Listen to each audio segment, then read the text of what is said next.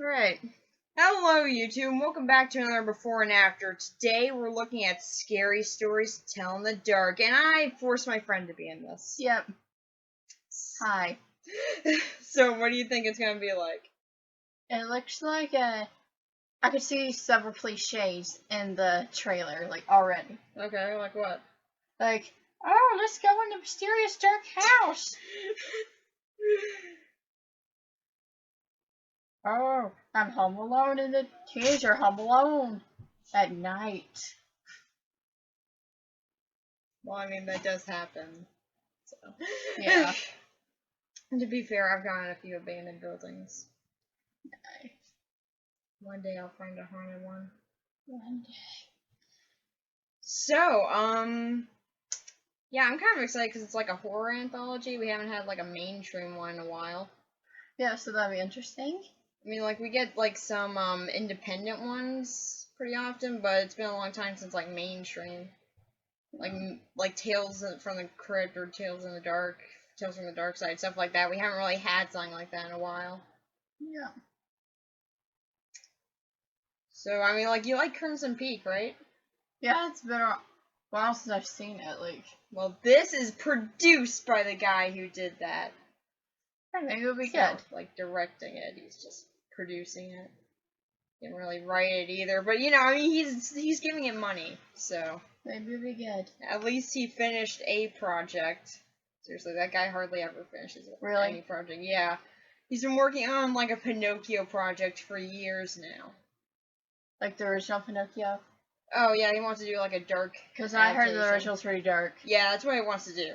He wants to do a dark Pinocchio story. And, Sorry, like, I can't take it seriously now with the Disney version, like. Exactly, he wants to change that common consensus. Too late. He wants to change that. I don't think you can do that. I mean, the original Pinocchio was kind of dark. Yeah, but everything's in the like Disney that donkey version. scene. Donkey scene, though. That was kind of dark. Yes. It was. Oh, yeah, and he also tried to do Silent Hills, which unfortunately will never happen. I'm still pissed off Cancelled. about.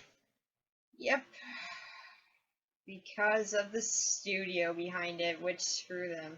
So, yeah, back onto the actual movie. Yeah, we got a bit sidetracked there. So yeah, what are you most excited to see about it? Did you ever, like, read the book that's based off of? No. I have not either. I've heard of it. I've seen the cover, but I've never actually read it. I think I might have a copy somewhere. I remember my mom getting, like, a book with, like, a similar title. I just don't know if I can't find it anywhere. I went looking for it. I couldn't. Does it exist? The book? Yes. Yeah. Yes, it exists. Yeah, it exists. You know you can't find it. Yes. There are other copies of the book in the world. I assume, anyway. Either that or it's just like a mass hypnosis thing about, like, people just imagining that this book exists.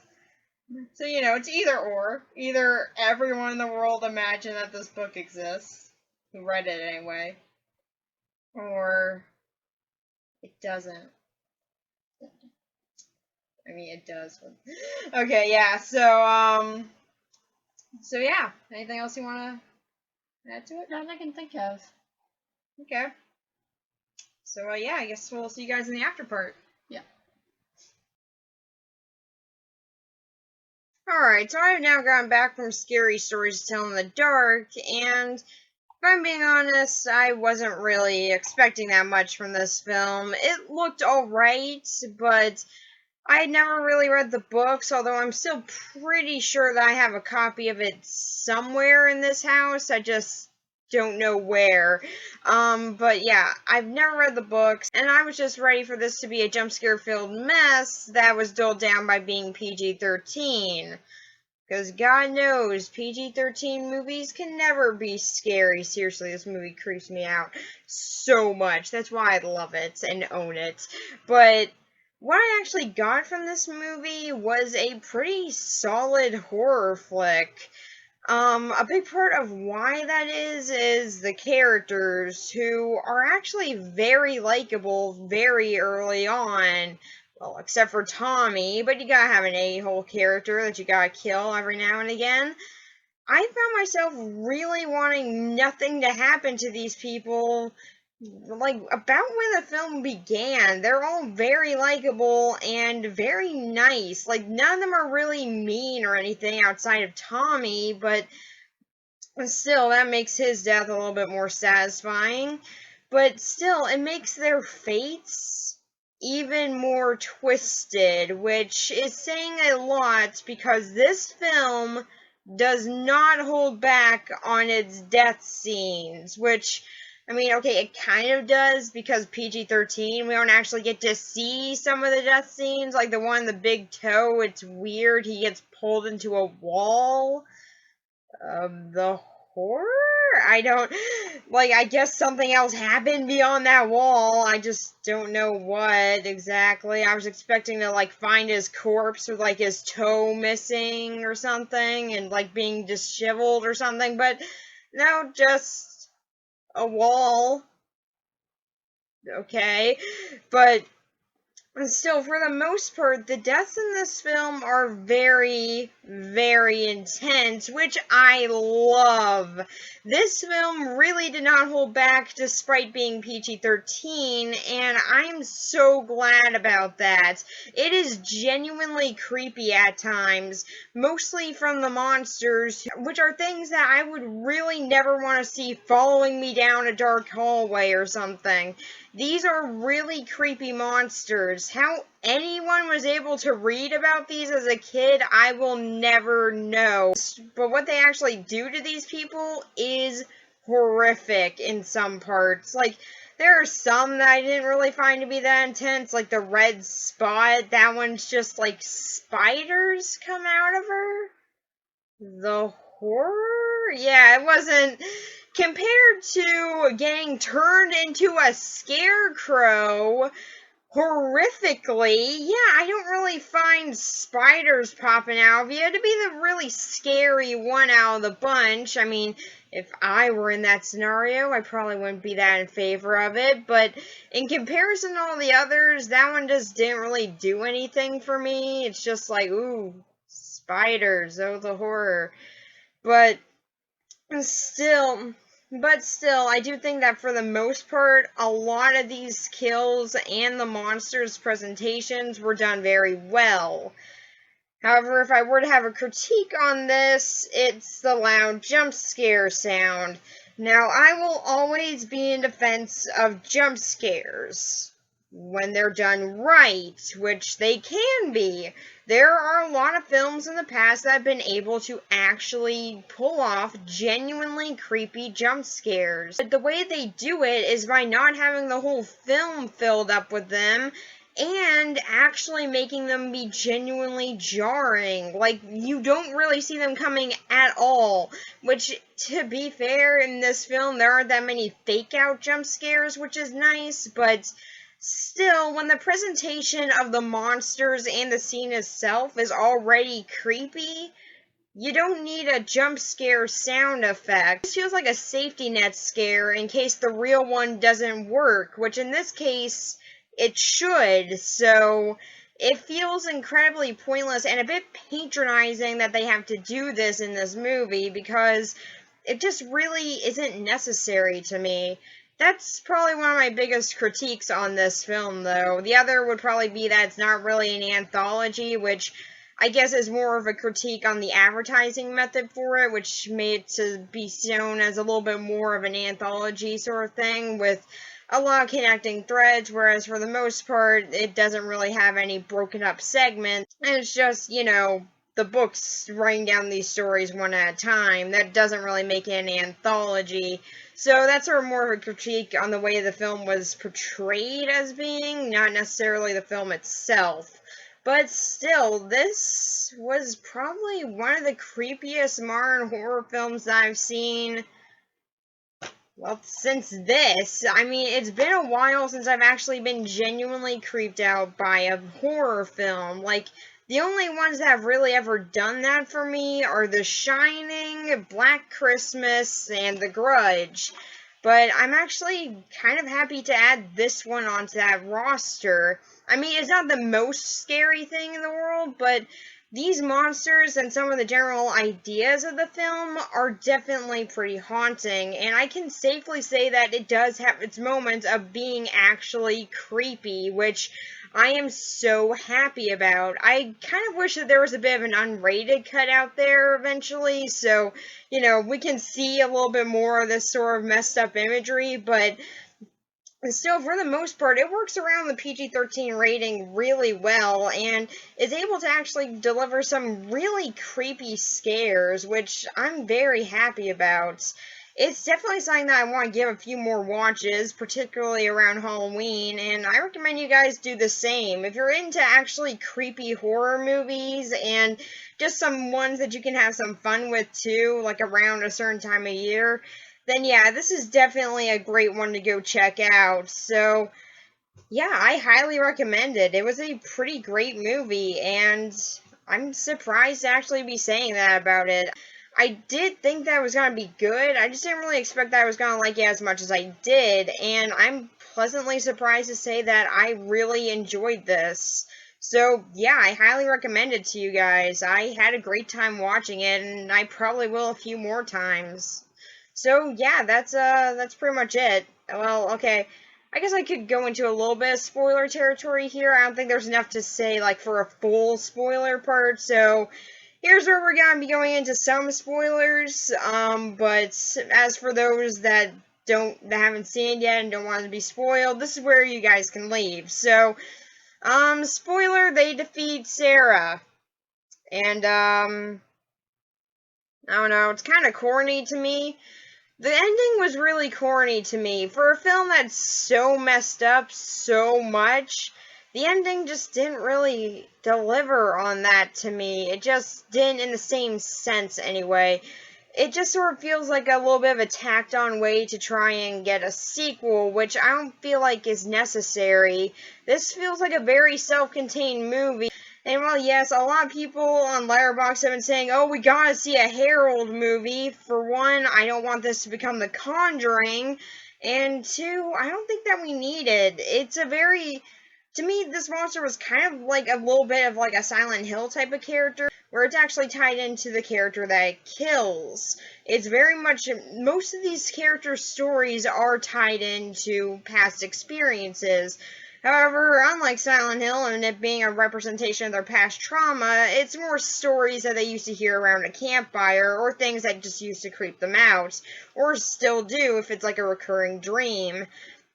It's just genuine little fears turned into something bigger and worse, and I don't think that needs to be given us. I don't think that any one monster in this needs to be given a whole film, because they do enough in this movie on their own.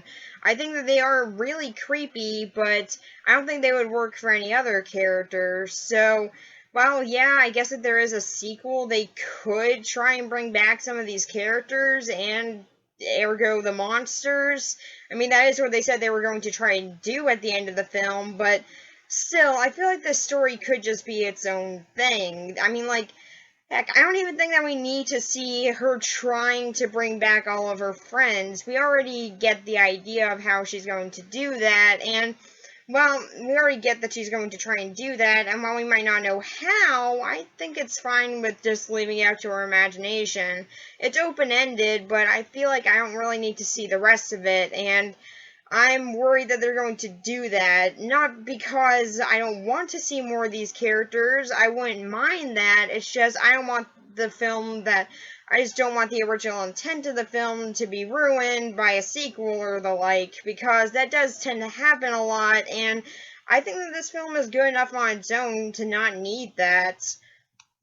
But still, I would be kind of interested in seeing where they go with it. It seems like it's already kind of set in stone by the ending here. They're going to do another, and if they are, I hope they do it well, but I just really want something that isn't just trying to just continue a story and would more rather be its own thing.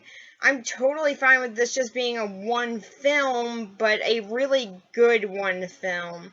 I just don't feel like this is a movie that necessarily needs to be continued. I mean, if it does happen, sure, I guess I'll be fine with that, and I hope that they do it well, but I would much rather see this just be its own thing. It feels like it's a pretty well done story just in its own right, and I don't really feel like we need to see more of it. I mean, I wouldn't hate seeing more, but I also don't feel like it's entirely necessary. But still, I did really enjoy this film and found it to actually be pretty scary in some parts. But yeah, that's pretty much it for this one. Bye.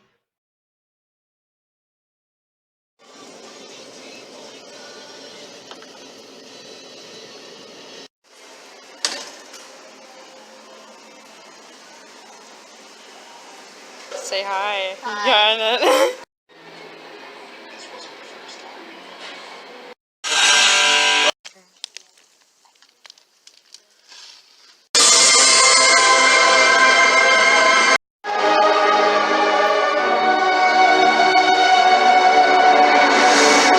Alright, so what'd you think of it? Okay, I liked it.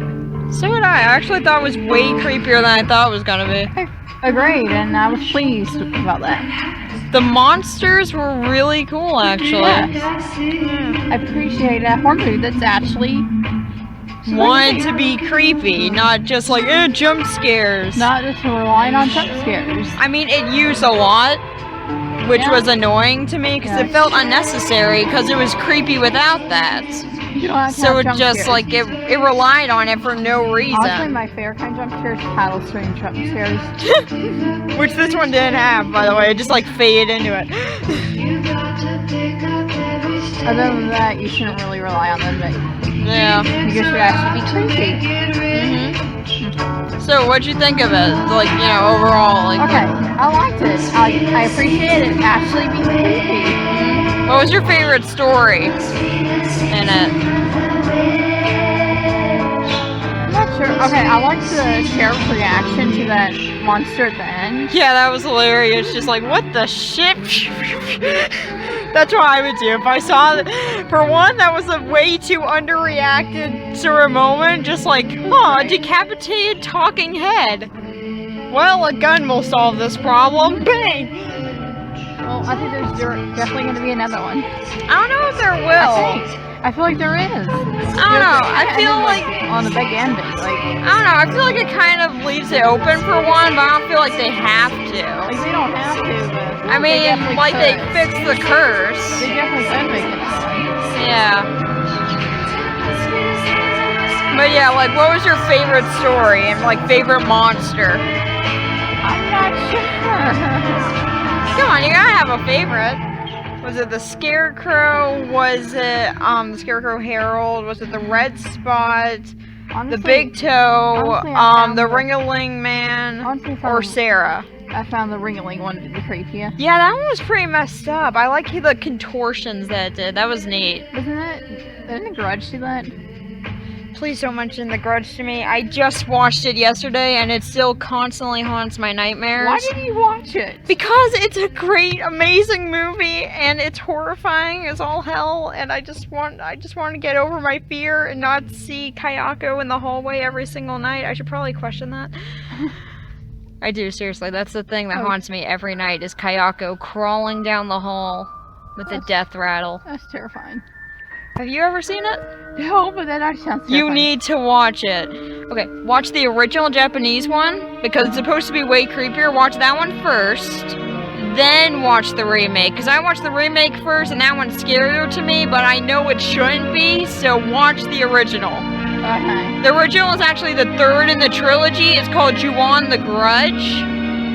And it's pretty much a remake of the first two, which, by the way, the second one is total shit. Okay, don't watch the second one. Well, I mean, you can if you want to be a completionist about, which I was, but yeah, the first 40 minutes, that one is a total recap, and the rest is just like, it's the movie. And then it's really weird. See, look at that, Season of the Witch. Look, they had it. They had the original song, and then they do a cover. Why are they doing a cover? I don't know. But yeah, my favorite. See, and then there's the cover, and there's the cover.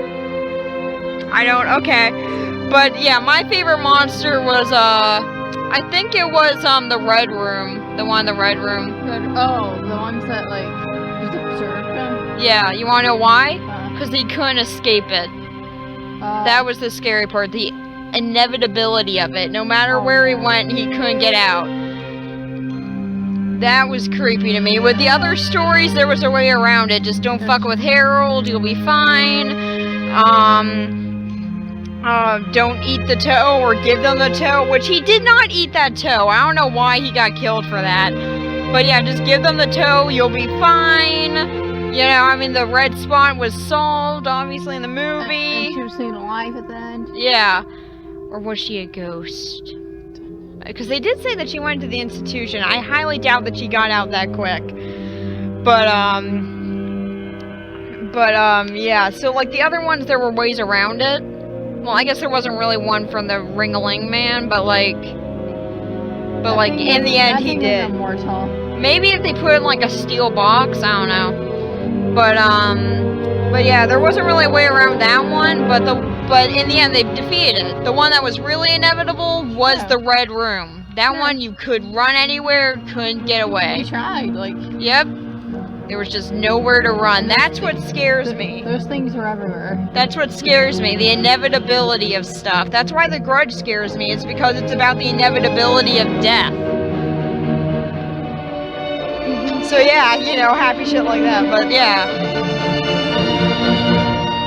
But yeah, so like, which one was definitely your favorite? Okay, so I agree with the red room. I also like the Ring-a-Ling. Like, I like both of those. Okay. But yeah, you liked it? Yes. Hang on. Gal light. There we go. Ah, what? Aha, popcorn. Yay.